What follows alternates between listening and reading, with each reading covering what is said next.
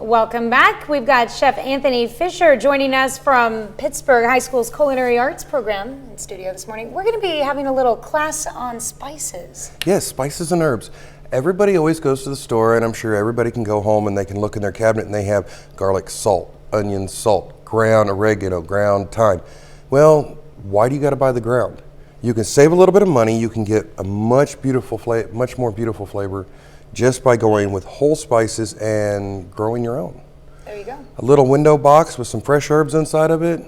You'd be surprised how long it'll last and how much you'll love it. Is this the perfect time to start them right now? This is a great time to start them. Start them inside, get them ready to go, and then put them up into the window so they have some light. So you can get going. I brought a array of different things to show you this morning. Grinding utensils. This is just a coffee grinder. You can pick this up just about anywhere for around $10. Really? Mortar and pestle, depending upon where you go, you can pick them up from $7 to $50, depending upon what you want. These are the same ones that I use in my classroom. As you can see, they're very well used, but the students love them once they start to figure them out. And of course, we'll start with my favorite, salt. Okay. And everybody's talking about how different salts are used for different things. This is pink Himalayan sea salt, and you can see it's kind of a large grind on it, so you can add whatever you want, however much you want. You can grind it real fine. You can leave it as slightly larger pieces, just all depending upon what you want to do. But it adds a very unique, almost earthy flavor into whatever you're making. Mm-hmm. And then we have some flavored salts here. My favorite is making this one. Split a vanilla bean and add it to coarse ground kosher sea salt. Take a whiff of that beautiful thing. I wish we had scratch and sniff television. Yeah. Vanilla bean sea salt. Great for desserts. Oh. A little sprinkle across the top of it, a little sweet, a little salty, plays real nice on the taste buds. You just don't get something like that. And then this one is a lot of my students' favorites. This is I take espresso beans and put this coarse ground kosher salt around the espresso beans, let the oil soak into them, and you get this very beautiful, after about 48 hours, sea salt that just has that essence of coffee, and you can do so much with it. So how do you mix them together to get the right blend? Well, it's trial and error. It took me a while to figure out exactly how I wanted to blend them up, but I'll use a pound of espresso beans to half a box of sea salt. Okay. Or half a box of kosher salt, excuse me, and then just let it sit. This one's custom made for me. This is an applewood smoked sea salt.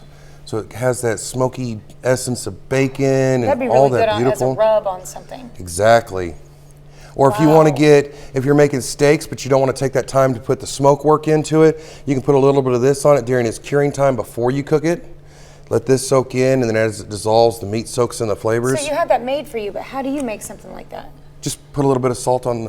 You can put a pan of kosher salt on the smoker as you're going. It'll absorb some flavors to it, but it's only going to take as much as it wants to take. This one is actually done as a coarse ground salt, and then it's ground down fine for me. Okay. This one is a beautiful array. This is Thai chili, and this is done the same way. You can use any of the chilies and peppers and just slice it open and then add some kosher salt around it and kind of let it just soak into the oils come out of it, because the salt will draw the oils right out of it.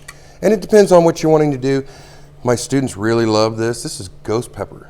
Mm-hmm. So they get real intense into the heat and the spice and everything that goes along with it without actually having to add the ghost pepper into it.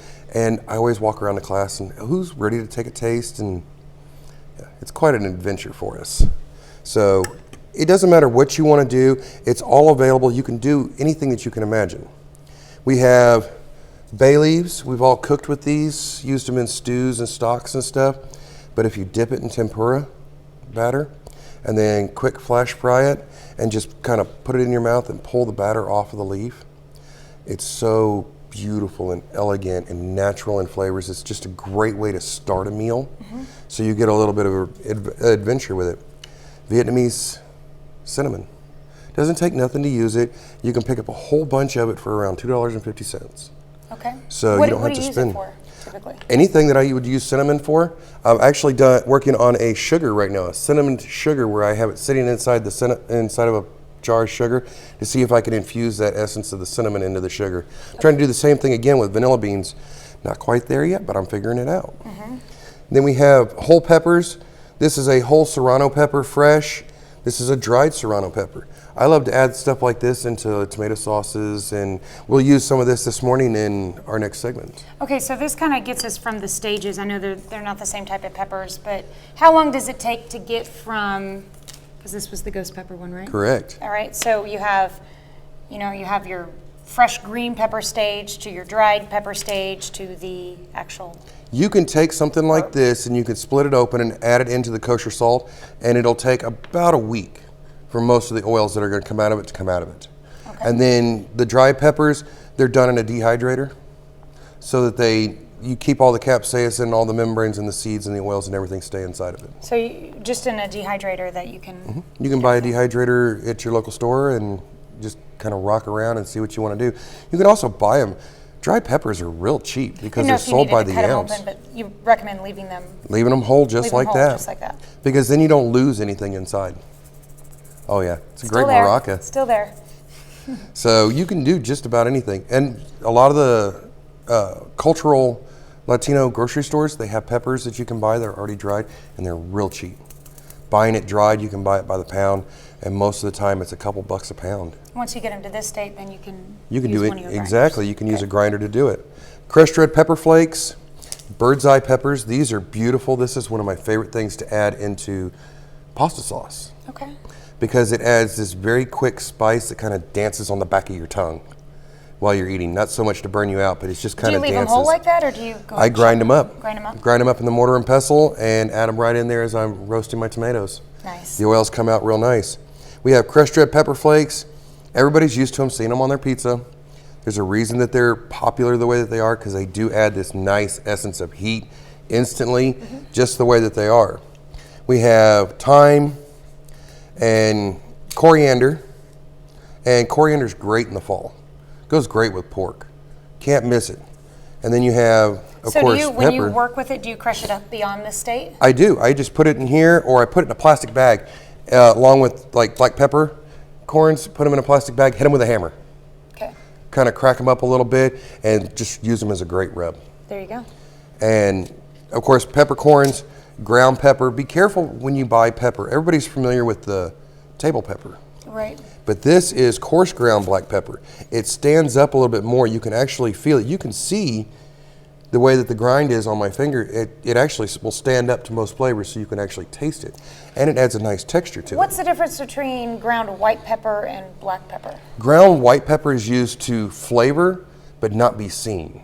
Okay. So everybody who likes country gravy, you see the black pepper floating around inside of that. But if you wanted a very pure, very clean, very white sauce, use ground white pepper inside of it so it kind of disappears inside. Okay. And then we have parsley.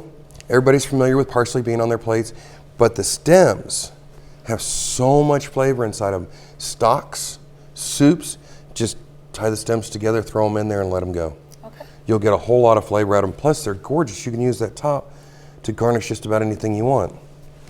Thai basil. I love this stuff. Everybody's familiar with basil going into pasta and whatnot, but Thai basil, it has this very subtle essence of heat and unique licorice smells and flavors into everything that you don't get with regular basil. And you can buy this fresh, you can buy it dried. I always say buy fresh because it's going to last you a little bit longer. Plus, depending upon where you go, if it has a nice big thick stem like this, add it into water, sprout your own. There you go. So you can grow some at home. And then we have ginger. Everybody's scared of ginger because they're used to the ground ginger that's used to add a little bit of heat and subtlety, but ginger carries flavors with it. So if you're looking for the savoriness and you're using bacon, a little ginger inside of it will help carry that bacon and that umami flavor all the way across the tongue. Same thing with spice. If I'm doing something that's spicy, I add ginger. It helps carry that flavor, especially if you do candied nuts at home. You want a little kick of heat, this is great. You can add this in there and it will just amplify everything that you want it to have. Now, Anthony, coming up on KOAM Morning News on Fox 14, we're going to be making a special recipe. Are we using any of these? We are. Spices? We're going to use the crushed red peppers. We're going to use black pepper. We're going to use a little bit of ginger inside of it and, of course, some salt and the parsley. So quite a bit of there. All right, so we're going to take some of what we've learned and apply it. Exactly. All right, well, that's all the time we have for now.